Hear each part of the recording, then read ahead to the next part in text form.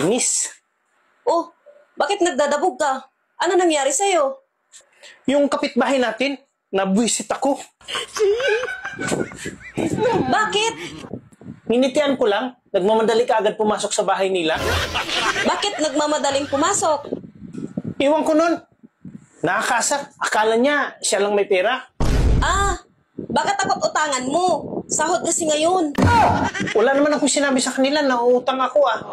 Baka kasi kilala ka na palautang ng pera at nakunat magbayad. Hindi naman ako mangungutang ah. Bakit? Siya lang ba may pera? Ang kapal ng mukha niya. Eh kung hindi ka nga mangungutang, bakit ka nagagalit sa kanya? Babayaran ko naman siya.